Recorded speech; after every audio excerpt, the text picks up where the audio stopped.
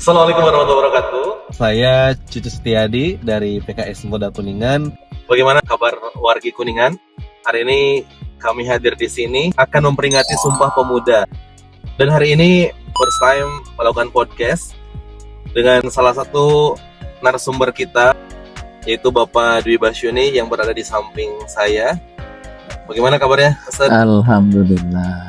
Dan hari ini tema kita yaitu Refleksi Sumpah Pemuda Menjembatani Generasi Menuju Indonesia Emas 2024. Hari ini barangkali mungkin terjadi ya adanya gap antara pemuda dan senior lah, katakanlah seniornya. Nah, ada nggak sih kira-kira pengalaman Bapak nih waktu Bapak muda dulu, bagaimana generasi sebelumnya kemudian mewariskan generasi kesetelahnya gitu Pak, pengalaman Bapak dulu waktu muda? Ya, Hajo, terima kasih atas waktunya, kesempatannya. Secara umum, regenerasi itu kan normal dan alamiah. Dari satu generasi ke generasi berikutnya. Memang hanya ada beberapa hal yang menjadi ciri khas satu fase, satu masa, atau beberapa kemajuan kerasa di teknologi informasi ya, dan teknologi yang lain. Ada perbedaan situasi, tapi secara umum memang semua pihak harus mencari titik temu untuk proses regenerasi, proses pewarisan nilai. Nah, jadi dulu saya masih ingat proses ketika saya sudah mulai belajar di pesantren itu, Bapak yang selain di pendidikan di bidang agama dan dakwah juga ngelola masjid, ceramah, itu mulai memang menyiapkan, mempersilahkan saya untuk mulai Beliau gitu ya. jadi mengisi, karena pernah belajar di pesantren, jadi mengisi kajian-kajian, mengisi ceramah atau mungkin sebagai MC itu sampai orang tua sudah mulai diperkenalkan. Sehingga berikutnya ketika saya kemudian kuliah, kemudian juga menjadi pengajar di sekolah, tidak ada hal yang kekagetan. Itu mungkin pengalaman pribadi ya. Ketika Bapak beranjak dewasa kan ada tuh mungkin senior Bapak ya di ruang lingkup pekerjaan ataupun kemudian di tempat-tempat yang lain. Nah, bagaimana mereka mewariskan kepada generasi sebelumnya Pak? Karena memang mungkin cara pandang berbeda, cara pola pikir juga berbeda, tapi akhirnya bisa diwariskan dengan baik, dan barangkali ini juga buah dari pewarisan yang baik, yang mana Bapak sampai hari ini bisa menempuh banyak hal kebaikan gitu. Bahkan mungkin cita-cita besar Bapak juga hari ini sudah tercapai gitu Pak. Nah, proses pewarisannya itu bagaimana Pak dulu? Dulu kita tidak terlalu tertekan dan tidak terlalu memaksakan. Saya kira kalimat ini menjadi penting. Jadi dulu orang tua, guru-guru, Pak Kiai, senior di pesantren, di kampus, dan juga senior di mana saya kemudian aktif dalam pendidikan di pesantren, kemudian juga di partai. Saya kira kondisikan kita, dan yang terpenting kita sendiri, kita menjalani dengan senang, enjoy, kita menjalani dengan sepenuh hati atau tidak. Jadi saya itu ketika mendengar beberapa hal ini memang dari orang tua ya. Jadi beberapa hal ini tidak mudah menelan mentah-mentah. Jadi misalkan begini, dulu kita sering mendengar ada ungkapan atau pepatah begini ya, berakit-rakit ke hulu, berenang-renang ke tepian, bersakit-sakit dahulu, bersenang-senang kemudian. Saya nggak bisa menerima itu. Karena apa? Ketika kita sedang menjalani sebuah proses, sebuah kegiatan, kemudian kita tidak bersenang-senang, tidak menikmati, maka otomatis kita akan tertekan. Jadi apapun yang kita lakukan, yang saya lakukan dalam situasi yang berat sekalipun, mulai dulu belajar di pesantren atau banyak hal yang mungkin saya jarang ceritakan kepada keluarga, situasi rumit yang saya jalani, tapi saya berusaha untuk tetap enjoy, senang. Karena apa? Dengan situasi batin hati yang senang, sukarela, itu akan memunculkan keikhlasan. Nah, kalau kita sudah berusaha untuk ikhlas, sebisa kita, Allah juga akan memberikan hasil yang terbaik. untuk kehidupan kita maupun kehidupan yang akan datang termasuk di akhirat. Jadi memang harusnya proses dari awal itu kita menikmati ya Pak Ya. ya. Jangan sampai menjadi beban dari awal dan bahkan nanti hasilnya justru malah tidak baik Pak ya. Ya, masa mental. Kalau sekarang anak-anak sekarang dipaksakan kemudian belum ada kesadaran untuk melakukan dengan sengaja, biasanya malah mental. Nah, pertanyaan berikutnya Pak, ya kan disadari atau tidak nih bahwa generasi muda hari ini mau tidak mau mereka akan mewarisi masa depan Indonesia nih Pak. Nah, kira-kira saran Bapak nih untuk generasi muda agar mereka yakin bahwa mereka itu adalah pewaris negeri ini, dan kira-kira pesan buat mereka itu apa Pak? Anak-anak muda itu punya potensi yang paling luar biasa. Di semangat, potensi, tenaga, waktu, kejernihan pikiran, peluang itu selalu ada untuk semua anak muda. Harus sadar akan hal itu ya Pak Ya, ya. ini yang paling penting. Kalau masa mudanya dengan segudang potensinya ini tidak dipergunakan sebaik-baiknya atau tidak termaksimalkan, yang justru nanti terjadi adalah penyesalan. Itu yang pertama. Yang kedua, disiapkan sebaik-baiknya. Lakukan persiapan untuk berbagai hal, karena kita menjadi apapun itu bukan proses bin salabim, bukan kayak sulap. Semua itu proses yang bertahun-tahun sehingga menjadi jati diri kita, siapapun kita. Jadi kan kalau hari ini banyak pemuda itu pengennya instan gitu ya Pak ya. Apapun instan, semuanya instan. Padahal harusnya tadi kata Bapak ya, proses yang panjang, potensi juga harus terus dibangun. Ya. Kemudian juga ya mereka harus siap ditempa dengan berbagai kesulitan-kesulitan ya Pak ya. Tapi Iya. harus dinikmati betul ya Pak ya. Ya, itu harus dinikmati. Jadi rasa syukur atas segala yang Allah berikan, apapun itu, situasi, kondisi, kesempatan, peluang, tantangan. Ini menjadi salah satu kunci nanti kita bisa melakukan sesuatu dengan enjoy, sukarela, senang hati. Jadi teori manapun akan mengatakan bahwa kalau orang itu melakukan sesuatu di bidang apapun dengan senang hati, dia akan sukses. Berikutnya, sungguhnya kondisi sekarang itu Allah berikan kepada kita banyak hal lah, piranti, sarana yang memudahkan kita. Justru dengan kondisi anak-anak muda sekarang dengan semua gudang potensinya, dengan fasilitas yang semua serba ada, Wah, serba gampang bisa. gitu. Iya, semua orang, saya tidak bukan mengatakan kaya miskin. Semua orang sekarang bisa dibayangkan. Dulu zaman saya kalau ingin tahu berita saja, ingin tahu kabar, ingin tahu jawaban, kita nulis surat, kemudian dikirim lewat pos. Saya pos itu ya Pak ya. Iya. Seminggu baru nyampe sana. Sana kalau langsung balas, itu seminggu baru sampai kita. Otomatis kita ingin tahu sesuatu, itu butuh 2 pekan. Waduh. Dan itu saya alami betul ketika mau informasi tentang kampus, tentang apa kuliah di mana. Sekarang cukup dengan jari-jari kita suntikan, semua informasi sudah ada.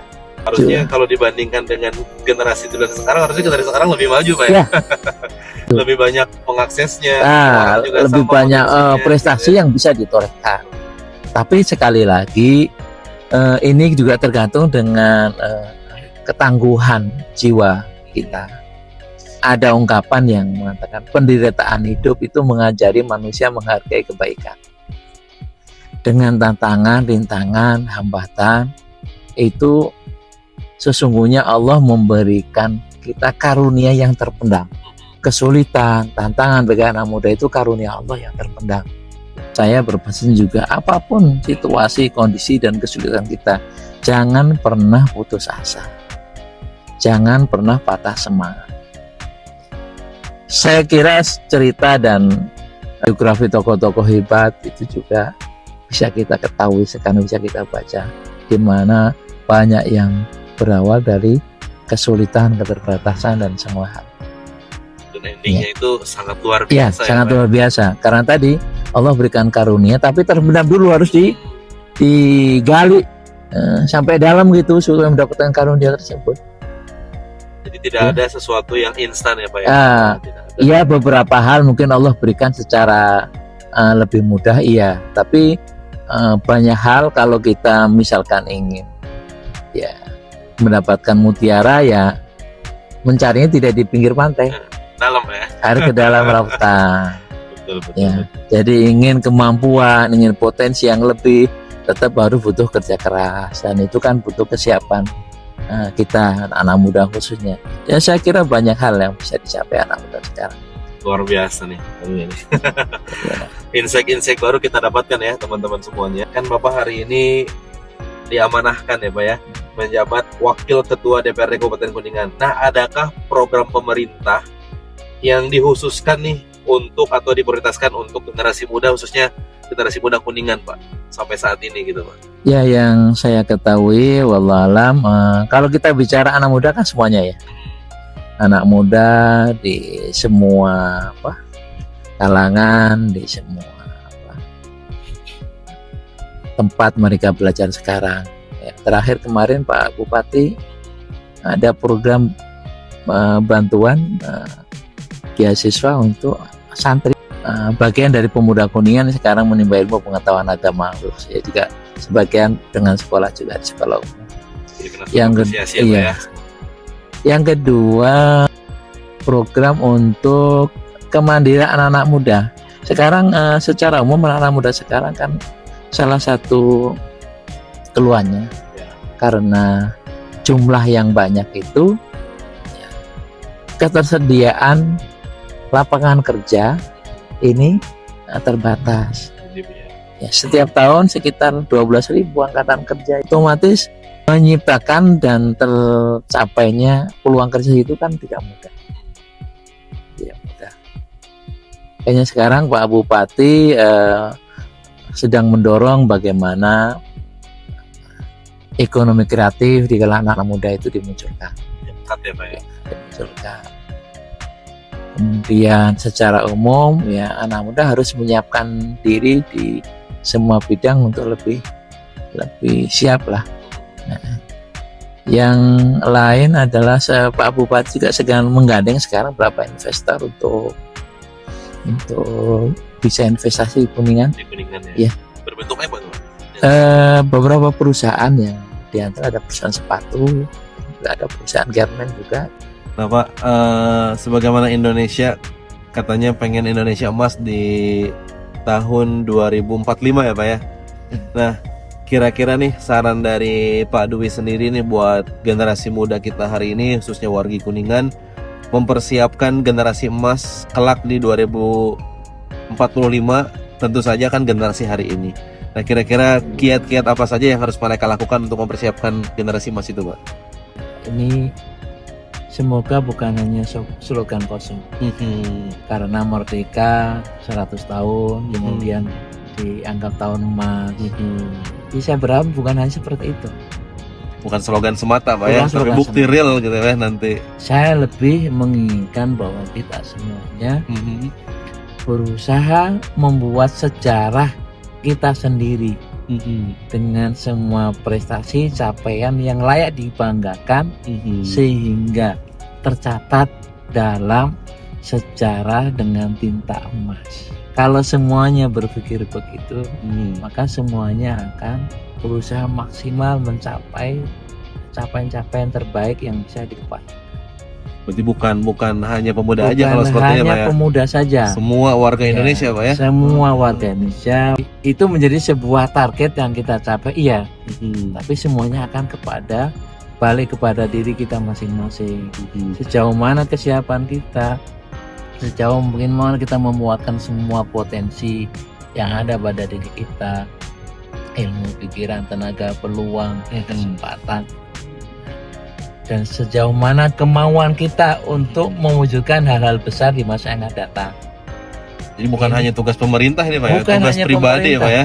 Pribadi, keluarga, lembaga, semuanya, termasuk pemerintah tentunya.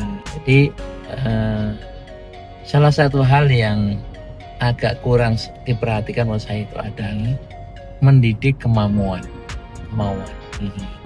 Selama ini kalau kita belajar menerpa diri itu biasanya pengetahuan, skill, kemampuan, keterampilan. Tapi satu yang sangat besar pengaruhnya itu adalah mendidik kemauan dan memperkuat kemauan kita. Ini yang bisanya jarak. Betul. Karena kalau kemauannya kuat, di dalam bahasa Arab itu azam. Kalau di Quran faida azamta, maka berikutnya fatawakal. Kalau keinginan kita sudah kuat atau bertekad bulat kalau dalam bahasa kita bertawakal kepada Allah untuk mencapai semua keinginan, cita-cita dan harapan kita terbaik di masa yang depan. Yang jelas ini yang saya perlu ingatkan pada semuanya. Jadi mendidik kemauan kuat, tekad baja lah. Ini menjadi penting. Semua takdir terbaik kita sebagai individu, sebagai kelompok, sebagai lembaga, sebagai masyarakat dan bangsa secara umum, semua takdir terbaik kita di masa yang datang itu harus dijemput dan diusahakan Dari hari ini ya. dari hari ini. Bukan kita tunggu takdir, bukan begitu. Kalau takdirnya Allah ya terserah Allah, tapi Betul, kita betul. sebagai manusia itu diwajibkan untuk Berikhtiar itu. menjemput, untuk berusaha, untuk berikhtiar semaksimal mungkin. Jadi takdir terbaik kita itu kita jemput. Jadi pesan saya kepada anak muda, jemput takdir terbaik Anda. Luar biasa nih, Masya Allah. Jadi bagi para pemuda, lebih baik kalian hari ini bekerja keras, kuatkan kemauan, ya. Kemudian tantangan-tantangan yang dihadapi, jangan pantang menyerah gitu. Karena yang akan menang di kemudian hari adalah mereka-mereka yang punya tekad yang kuat, yang mempersiapkan dari hari ini skill mereka dan semua kemampuan-kemampuan untuk mendapatkan hasil terbaik. Dan siap jatuh bangun. Jatuh bangun. Jadi kalau jatuh bangun lagi, Jatuh bangun lagi Pak ya? jangan jatuh langsung tidur. Jangan. Itu KO namanya. Kau duluan Pak ya? KO. Saya sangat salut dengan Pak Presiden Prabowo dalam hal ini. Gimana Beliau mencalonkan sebagai wakil presiden itu 4 4 kali Pak ya? Itu saya salut, kayaknya di dunia orang mencalonkan presiden belum Belum tentu, ada ya, Pak? belum tentu ada, saya belum tahu selain beliau. Maka betul. dalam ini hal yang luar biasa, ya, semangat, ketangguhan. Nah, Pantang ini menyerah Pak ya? tantangan. Ini pembelajaran dan contoh bagi kita semuanya. Dan pada akhirnya beliau jadi Pak ya? Beliau sudah jadi dan sekarang sedang memimpin kita untuk menuju Indonesia Emas tadi. Terima kasih banyak nih Pak Dwi nih atas insight-insight terbaiknya nih. Mudah-mudahan komunikasi kita hari ini, podcast kita hari ini menginspirasi khususnya buat saya nih yang cukup muda gitu ya, dan bahkan banyak generasi muda yang lain wargi Kuningan khususnya. Mudah-mudahan menjadi pelajaran penting dan menjadi salah satu bekal lah buat mereka untuk menghadapi masa depan. Dan ini adalah momentum terbaik di Sumpah Pemuda. Kemudian juga 2045 kelak, insya Allah Indonesia akan menjadi generasi emas. Amin. Tentu saja harus dimulai dari hari ini. Bukan hanya pemuda, tapi seluruh warga Indonesia, khususnya warga Kuningan, mempersiapkan diri agar kelak benar-benar generasi emas itu terjadi di Indonesia. Ya. Jangan lupa kepada teman-teman yang menyaksikan video ini untuk di like, di komen, dan di share sebanyak-banyaknya. Dan mudah-mudahan kita bisa menghadirkan bintang tamu berikutnya yang bisa sama-sama menginspirasi kita semuanya. Dan ada satu pepatah mengatakan masa depan Indonesia ditentukan oleh arah yang kita pilih hari ini. Jadi kalau kalian memilih yang terbaik hari ini, maka insya Allah kalian juga akan mendapatkan hal-hal terbaik di masa yang akan datang. Terima kasih atas segala perhatiannya. Mohon maaf atas segala kekurangannya. Izin pamit, saya atas nama Cucu Setiadi dari Kepemudaan PKS Kabupaten Kuningan, atau kalian bisa mengenal saya sebagai Kuliner Si Akang. Terima kasih. Wassalamualaikum warahmatullahi wabarakatuh.